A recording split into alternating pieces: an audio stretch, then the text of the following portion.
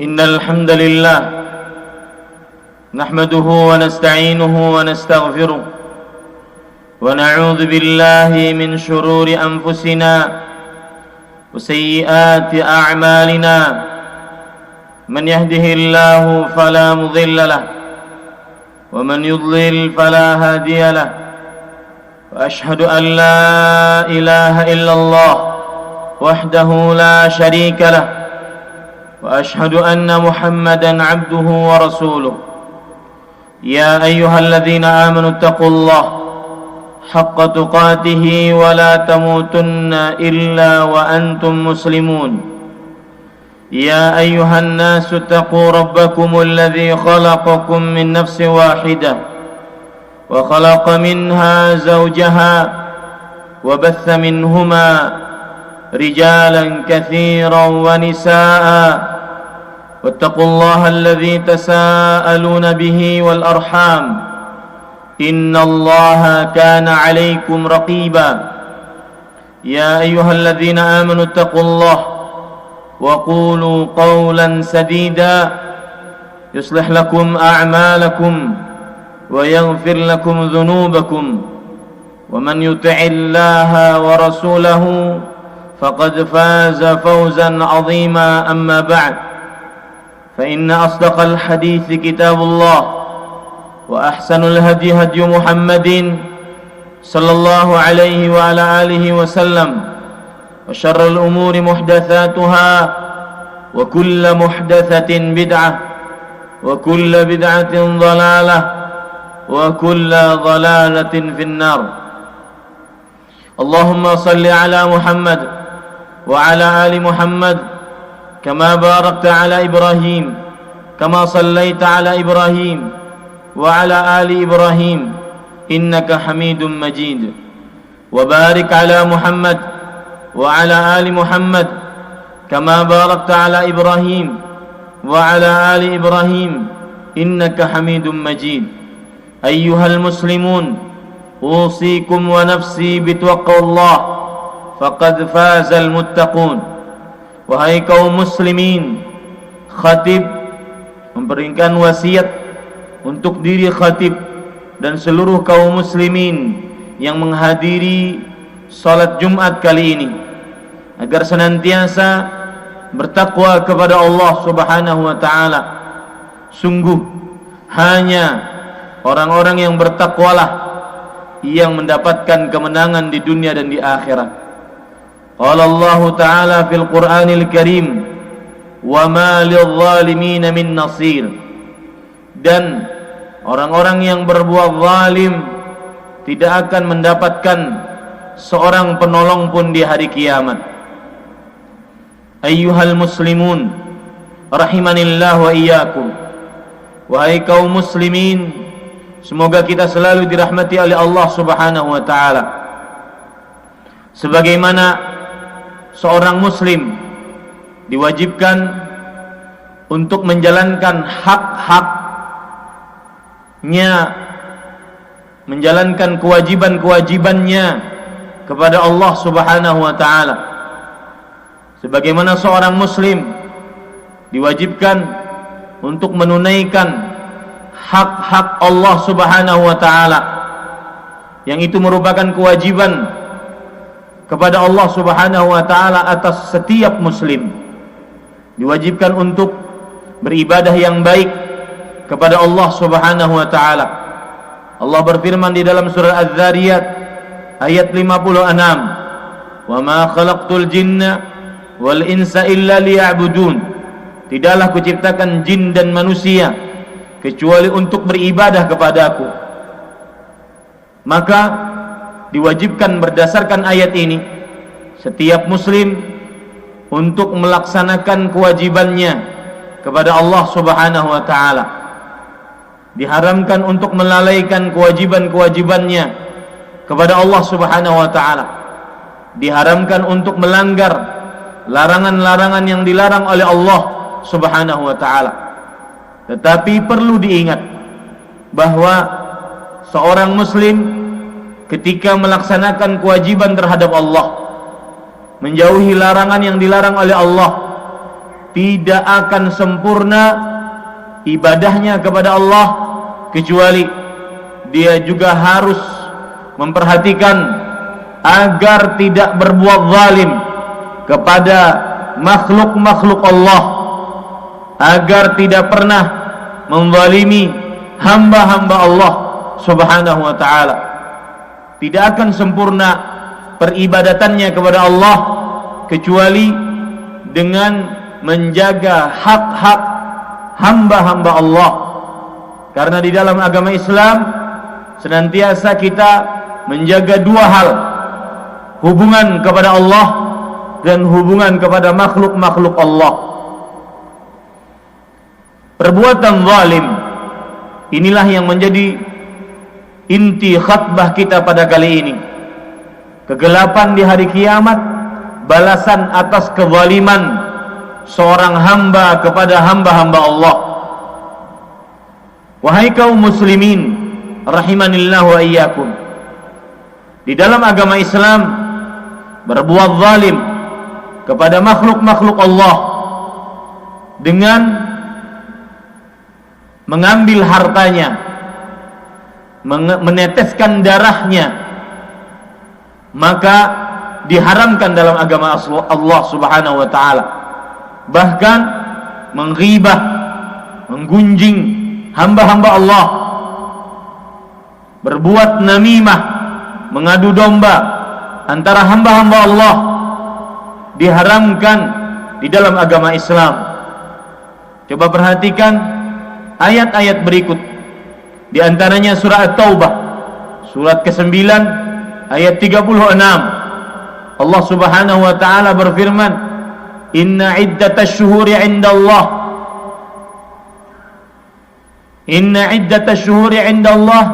Ithna ashara syahran fi kitabillah yawma khalaqas samawati wal arda minha arba'atun hurum dzalika ad-dinul qayyim fala tadhlimu fihinna anfusakum. Sesungguhnya jumlah bilangan bulan-bulan di sisi Allah sebanyak 12 bulan. Hal itu tertulis di dalam Allahul Mahfuz pada hari Allah Subhanahu wa ta'ala telah menciptakan langit dan bumi. Dari 12 bulan tersebut terdapat 4 bulan suci, dan bertepatan pada bulan ini kita berada di bulan suci Rajab, sebagaimana disebutkan oleh Rasul sallallahu alaihi wasallam dalam hadis riwayat Bukhari, as-sanatu 12 syahran, jumlah bilangan bulan dalam setahun terdapat 12 bulan. Minha arba'atun hurum, dari 12 bulan tersebut terdapat 4 bulan suci. Thalathatun mutawaliyat, Dzulqa'dah wa Dzulhijjah wal Muharram wa Rajab Mudhar baina Jumada wa Sya'ban. 4 bulan suci secara berurutan, bulan Dzulqa'dah, bulan Dzulhijjah, dan bulan Allah Al-Muharram. Dan bulan yang keempat dari bulan suci adalah bulan Rajab, yang diagungkan oleh kaum Mudhar, yang terletak antara bulan Jumada dan bulan Sya'ban. Dan kita sekarang berada pada bulan Rajab. Kemudian Allah Subhanahu wa ta'ala di dalam firman-Nya tadi berkata, "Fala tadhlimu fihinna anfusakum." Maka janganlah kalian berbuat zalim di dalam bulan-bulan suci tersebut terhadap diri kalian sendiri. Para ulama tafsir mengatakan, "Adz-zulmu fi kulli 'amin muharramun." Kezaliman di sepanjang tahun, di sepanjang bulan diharamkan, dan di dalam bulan-bulan suci lebih diharamkan lagi. Ini dalil yang menunjukkan bahwasanya seseorang diharamkan untuk berbuat zalim, meneteskan darah, mengambil harta, mengambil tanah seseorang tanpa kebenaran, berbuat zalim dengan menggibah, namimah, mencuri, dan semisalnya dari perbuatan-perbuatan zalim lainnya terhadap hamba-hamba Allah. di dalam bulan suci diharamkan, lebih diharamkan dibandingkan bulan-bulan yang lain.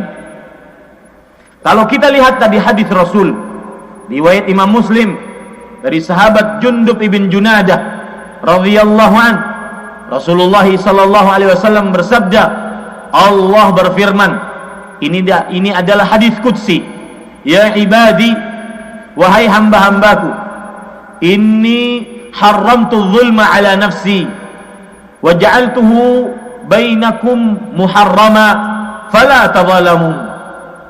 Wahai hamba-hambaku, sesungguhnya aku haramkan kezaliman atas diriku, dan aku jadikan kezaliman tersebut haram untuk dilakukan oleh kalian. Maka janganlah kalian saling berbuat zalim. Di dalam hadis ini terlihat jelas bahwa berbuat zalim dilarang dalam agama Islam. Wal aslu fin nahyi lit tahrim, dan asal hukum sebuah pelarangan adalah keharaman, dan keharaman adalah manaha anhu syari'u nahyan jaziman wastuhiqqa bil azabi fa'iluhu. Sesuatu yang dilarang oleh syariat dengan larangan yang keras, dengan larangan yang tegas, dan diancam siksa bagi pelakunya jika dilakukan dengan sengaja. Ayyuhal muslimun rahimanillah wa iyyakum, ketika Allah subhanahu wa ta'ala melarang hamba-hambanya untuk berbuat zalim, maka ketahuilah bahwasanya sebuah kaidah di dalam agama Islam, setiap larangan apabila dilakukan maka mendatangkan keburukan, kerugian, ancaman di dunia dan akhirat. Kezaliman diharamkan oleh Allah, meneteskan darah, mencuri, menggosok, korupsi, mengambil tanah yang bukan miliknya, membatasi tanah yang lewat dari batasannya, menghibah, berhutang tidak bayar. Semua itu kezaliman, pasti akan mendatangkan keburukan di dunia sebelum akhirat. Coba perhatikan, sebelum saya sebutkan ancaman-ancaman bagi orang yang berbuat zalim di dunia, dan juga bagi orang yang berbuat zalim ancamannya di akhirat, maka saya ingin menambahkan bahwa kezaliman diharamkan dalam agama Islam. Perhatikan baik-baik, Rasul sallallahu alaihi wasallam bersabda di dalam hadis yang diriwayatkan oleh Imam Muslim dari Abu Hurairah radhiyallahu an, la tu'addunna al-huquqa ila ahliha yawm al-qiyamah hatta yuqad lish-shatil jalha min asy-syatil qurana. Sungguh hak-hak akan dikembalikan kepada pemiliknya pada hari kiamat, sampai-sampai di hari kiamat akan diseret kambing-kambing yang patah tanduknya dan dihadapkan kepada kambing-kambing yang mematahkan tanduknya. Perhatikan, antara binatang dengan binatang akan diambil permintaan pertanggungjawaban atas kezaliman yang terjadi di antara mereka. Maka begitu pula antara manusia dengan manusia akan terjadi kezaliman, akan terjadi perhitungan di hadapan Allah Subhanahu wa ta'ala pada hari kiamat. Orang yang berhutang mungkin dia bisa kabur, dia bisa tidak bayar, akan tetapi dia wajib bayar nanti di hari kiamat. Tidak ada kata maaf hari kiamat. Perhatikan sekarang ancaman bagi orang-orang yang berbuat zalim, yang pernah membunuh, yang pernah memukul, yang pernah mengambil harta, pernah meneteskan darah, pernah menzalimi, menghibah, namimah, bersumpah palsu demi sebuah saksi palsu yang akhirnya benar menjadi kalah, yang batil menjadi menang gara-gara sumpah palsunya. Perhatikan ancaman-ancamannya. Allah Subhanahu wa taala berfirman dalam surat Ghafir ayat 18, "Ma lidh-dhalimin min hamimin wala syafi'in yuta'." Orang-orang yang berbuat zalim di hari kiamat tidak ada seorang kerabat pun yang bisa menolongnya. Tidak ada seorang teman dekat pun yang bisa memberikan syafaat kepadanya. Syafaat artinya adalah seseorang akan datang kepada Allah kemudian mengatakan, "Ya Allah, ampuni si fulan karena dia kawanku, karena dia keluargaku." Ini tidak akan berlaku bagi orang-orang yang pernah berbuat zalim. Begitu juga dalam surat Al-Hajj ayat 71 yang khatib bacakan di awal khutbah. Allah berfirman, "Wa ma lidh-dhalimina min nasir." Orang-orang yang berbuat zalim tidak akan mempunyai penolong satupun di hari kiamat. Nasirin disebutkan oleh Allah dalam bentuk nakirah, yang artinya dalam bahasa Indonesia kata benda yang menunjukkan kepada ketidakjelasan siapa dan apa si penolong tersebut, yang menunjukkan kepada keumuman. Berarti orang-orang yang berbuat zalim tidak ada yang bisa menolongnya seorang pun. Ini ancaman keras dari Rasulullah, dari Allah Subhanahu wa taala. Lihat lagi ancaman dari Rasulullah sallallahu alaihi wasallam bagi orang yang berbuat zalim. Dalam hadis riwayat Imam Muslim dari Jabir radhiyallahu an, Nabi Muhammad sallallahu alaihi wasallam bersabda, "Ittaqul zulma fa innahu zulumatun yaumal qiyamah." Jauhi oleh kalian sikap berbuat zalim.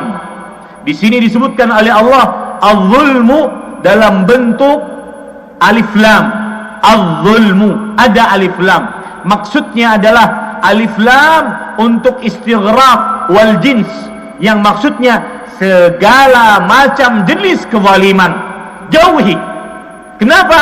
Wahai Rasulullah, fa inna zulma zulumatun yaumal qiyamah. Sesungguhnya satu kezaliman saja akan mendatangkan kegelapan-kegelapan nanti pada hari kiamat. Satu kezaliman. Padahal kita di hari kiamat sangat memerlukan cahaya untuk berjalan di atas sirat yang semua dari kita wajib menjalaninya. Bahkan sampai para nabi dan para rasul tidak lepas dari berjalan di atas sirat, apalagi manusia biasa seperti kita. Tidak ada yang bebas dari jalan di atas sirat. Allah berfirman dalam surat Maryam, "Wa in minkum illa wariduha kana ala rabbika hatman maqdhiya." Tidak ada di antara kalian kecuali wajib mendatangi sirat yang di bawahnya api neraka. Itu adalah sudah ketetapan dari Allah Subhanahu wa taala. Itu pasti. Kita mendatangi sirat. Yang belum pasti ayat selanjutnya, "Tsumma nunajjil ladzina taqaw wa nadharu adh-dhalimina fiha jithiya." Kemudian kami selamatkan orang-orang yang bertakwa dan kami biarkan orang-orang yang berbuat zalim bertukuk lutut di dalamnya. Ini yang belum pasti. Maka semua dari kita wajib berjalan di atas sirat, dan sirat sifatnya adalah hum fi dhulmati dunal jisr. Kata Rasul sallallahu alaihi wasallam kepada Aisyah, manusia pada saat bumi diganti dengan bumi, langit diganti dengan langit, manusia bersiap berjalan di atas sirat. Aisyah bertanya, di mana mereka wahai Rasulullah pada saat itu? Mereka berjalan di atas sirat dalam kegelapan. Maka pada saat itu sangat kita butuhkan cahaya. Cahaya sesuai dengan nilai amal, bukan bentuk rupa, bukan kekayaan. Sampai-sampai ada orang yang berjalan di atas sirat dan cahayanya fi ibhami qadamih, cahayanya sesuai dengan besarnya jempol kakinya. Itu pun kadang hidup, kadang mati. Idza adha'a qaddama qadamah wa idza atfa'a qama. Jika cahaya sejempol kaki tersebut bernyala, maka dia berjalan telapak satu kaki, selangkah kaki. Kalau dia mati, maka dia diam. Kata Allah Subhanahu wa taala, umdu ala qadri nurikum wa hiya bihasabi a'malikum. Silakan kalian jalan sesuai dengan cahaya yang kalian miliki, dan itu sesuai dengan amal kalian. Kezaliman akan mendatangkan kegelapan di hari kiamat. Padahal di samping-samping besi, di samping-samping sirat sudah tipis, ahaddu minas saif, lebih tajam daripada pedang, adaqqu minas sya'r, lebih tipis daripada rambut, dahzun mazillah, licin, menggelincirkan, wa fi hafataihi kalalib wa hasak, di samping-samping sirat terdapat besi-besi bengkok pengait. Bagaimana kalau jalan di atas seperti ini dalam keadaan gelap, tidak mempunyai cahaya? Ancaman yang semestinya seorang muslim benar-benar harus berhati-hati. Di dalam hadis yang lain, Rasulullah sallallahu alaihi wasallam mengancam orang yang mengambil tanah tidak beberapa meter, hanya satu jengkal. Dalam hadis riwayat Bukhari dan Muslim dari Aisyah radhiyallahu anha, Rasulullah sallallahu alaihi wasallam bersabda, "Man zalama qaida shibrin min al-ard tuwiqahu Allah min 70 aradhin." Barang siapa yang menzalimi tanah walau hanya batasan satu jengkal, Allah akan timpakan kepadanya di hari kiamat dengan 7 lapis bumi.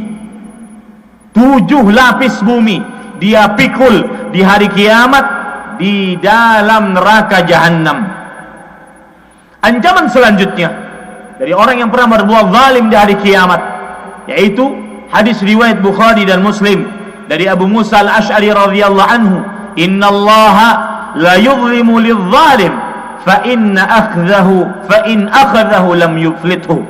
Sesungguhnya Allah akan mengulur-ngulur waktu bagi orang-orang yang zalim. Jangan heran siapa yang berbuat zalim tambah kaya. Jangan heran siapa yang berbuat zalim tambah lancar rezekinya. Jangan heran siapa yang berbuat zalim tambah bagus hartanya, banyak hartanya, nyaman hidupnya. Itu memang sudah takdir Allah, hikmah Allah. Tetapi ketika Allah mencabut nyawanya, maka tidak akan Allah sisakan baginya kecuali hanya siksa dan siksa. Ancaman di dunia bagi orang yang berbuat zalim, Rasul sallallahu alaihi wasallam bersabda dari hadis Imam Bukhari dan Muslim dari sahabat Mu'adz bin Jabal, ittaqu da'watal mazlum fa innahu laisa bainaha wa bainallahi hijab. Jauhi doa orang-orang yang terzalimi. Sesungguhnya doanya tidak ada halangan antara Allah dengannya, akan dikabulkan oleh Allah. Ayyuhal muslimun, terakhir perhatikan baik-baik, bahkan saking bahayanya perbuatan zalim, perhatikan yang pernah menghibah orang, yang pernah mengadu domba orang, yang pernah bersaksi palsu agar orang tersebut dikalahkan dalam pengadilan, yang pernah mengambil harta orang, mengambil tanah orang, yang pernah berdusta demi menzalimi orang, yang pernah membunuh orang, mencuri orang, berhutang tidak bayar. Perhatikan baik-baik ancaman yang sangat keras. Rasul sallallahu alaihi wasallam bersabda dalam hadis riwayat Imam Muslim, yughfaru lisyahid kullu dzam illa dain. Orang yang mati syahid akan diampuni seluruh dosanya kecuali hutang. Imam An-Nawawi rahimahullah yang bermadzhab Syafi'i, beliau mengatakan fihi dalilun ala anna huquqal adamiyyin la tukaffar bil a'mal as-salihah. Di dalam hadis ini terdapat dalil bahwa hak-hak yang dimiliki oleh seorang hamba yang diambil oleh orang lain tidak akan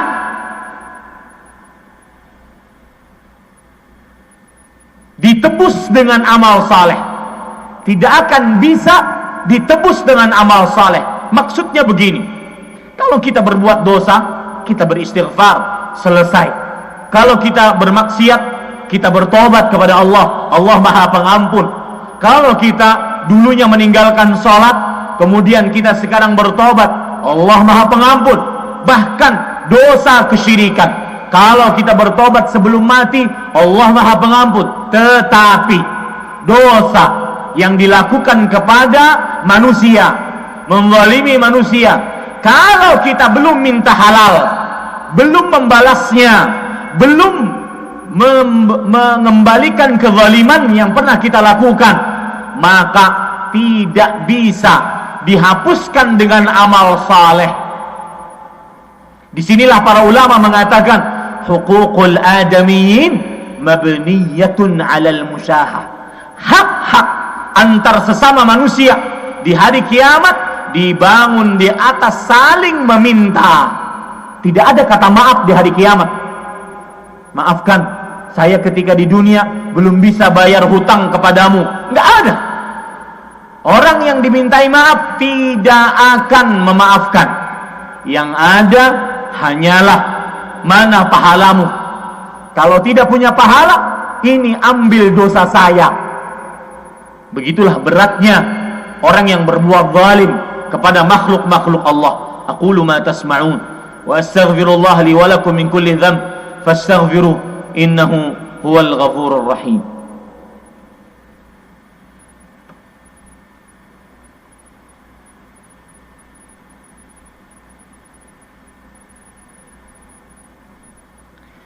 Alhamdulillahi rabbil alamin wa bihi nasta'inu ala umuri dunya waddin wassalatu wassalamu ala ashrafil anbiya'i wal mursalin sayyidina wa habibina wa maulana Muhammadin wa ala alihi wa sahbihi ajma'in.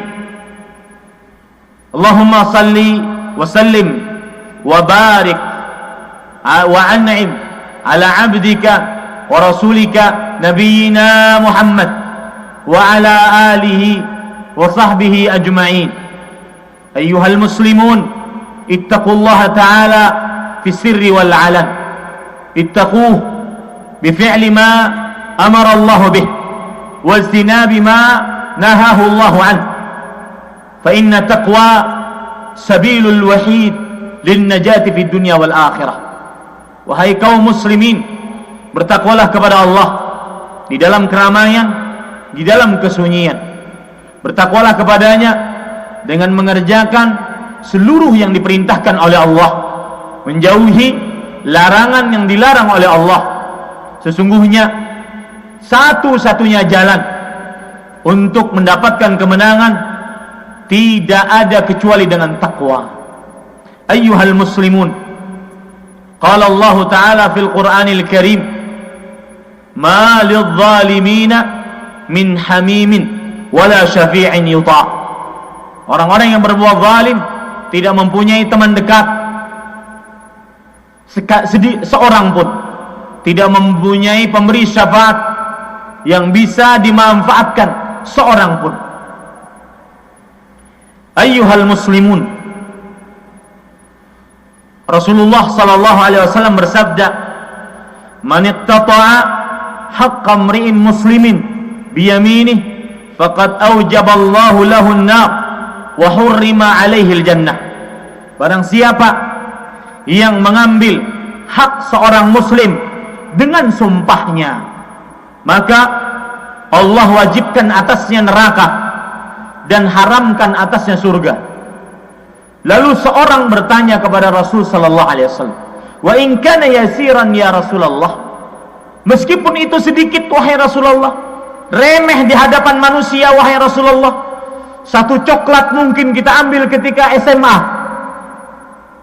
Satu mie instan mungkin kita ambil ketika kita belum bekerja. Atau hal-hal yang remeh lainnya. Kata Rasul sallallahu alaihi wasallam, "Wa in kana qadiban min arakid." Meskipun itu sekecil kayu arak untuk bersiwak. Anda tahu kayu untuk bersiwak sekecil itu akan dimintai pertanggungjawaban oleh Allah. Maka solusinya bagaimana Ustaz? Wahai khatib, kita sudah banyak berbuat zalim.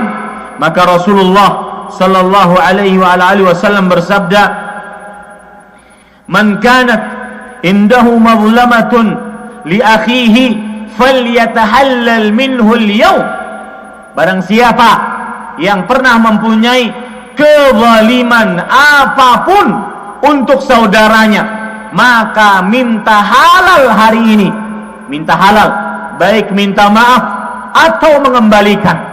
Minta halal kepadanya, walau hanya dengan keumuman. Datang kepada Pak Haji yang mempunyai warung, mempunyai supermarket. "Pak, mohon maafkan saya." "Atas apa wahai anakku?" "Pokoknya Bapak maafkan saya." Selesai urusan kita. Tidak perlu mungkin menyebutkan hal-hal yang pernah dia ambil dari warung tersebut. Minta halal secara umum. "Ustaz, maafkan saya." "Atas apa wahai muridku?" "Pokoknya maafkan saya." Ketika dimaafkan, insyaallah ta'ala halal atasnya. Minta halal hari ini. Minta halal hari ini. Qabla, kata Rasul sallallahu alaihi wasallam, "Alla yakuna dinar wala dirham." Sebelum nanti di hari kiamat tidak ada emas, tidak ada perak untuk membayarnya. Yang ada, in kana lahu amalun salih ukhidha min hasanatihi biqadri sayyi'atihi. Kalau seandainya dia mempunyai amal saleh, maka akan diambil amal salehnya sesuai kezalimannya. Fa in faniyat hasanatuh, kalau seandainya amal salehnya habis, maka diambil kezaliman, dosa kezaliman ditimpakan kepada orang yang berbuat zalim tersebut, kemudian dimasukkan ke dalam nerakanya Allah Subhanahu wa taala. Innallaha wa malaikatahu yusalluna 'alan nabi ya ayyuhalladzina amanu sallu 'alaihi wa sallimu taslima. Allahumma salli 'ala Muhammad wa 'ala ali Muhammad kama barakta 'ala Ibrahim wa 'ala ali Ibrahim innaka Hamidum Majid. Wa barik 'ala Muhammad wa 'ala ali Muhammad kama barakta 'ala Ibrahim wa 'ala ali Ibrahim innaka Hamidum Majid. Wardallahumma 'anil khulafa'ir rasyidin Abi Bakr wa Umar wa Uthman wa Ali wa 'anil sahabati wa man tabi'ahum bi ihsan ila yaumiddin. Allahumma ighfir lil muslimin wal muslimat wal mu'minin wal mu'minat al ahya'i minhum wal amwat. Allahumma a'izzal Islam wal muslimin wa ahlikil kafarata wal musyrikin a'da'aka a'da'ad din. Allahumma shattit shamlahum wa mazziq jam'ahum wa alqi fi qulubihim ar-ru'ba innaka 'ala kulli shay'in qadir. Allahumma aqsim lana min khashyatika ma tahulu bihi bainana wa bain ma'asik wa min ta'atika ma tuballighuna bihi jannatak wa min al-yaqin ma tahunu 'alaina bihi masa'ib ad-dunya. اللهم متعنا بأسماعنا وأبصارنا وقواتنا. اللهم لا تجعل الدنيا أكبر همنا ولا مبلغ علمنا ولا إلى النار مصيرنا برحمتك يا أرحم الراحمين. اللهم اكفنا بحلالك اللهم اكفنا بحلالك عن حرامك واغننا يا أرحم الراحمين. ربنا آتنا في الدنيا حسنة وفي الآخرة حسنة وقنا عذاب النار. عباد الله إن الله يأمر بالعدل والإحسان وإيتاء ذي القربى وينهى عن الفحشاء والمنكر ولذكر الله أكبر والله يعلم ما تصنعون.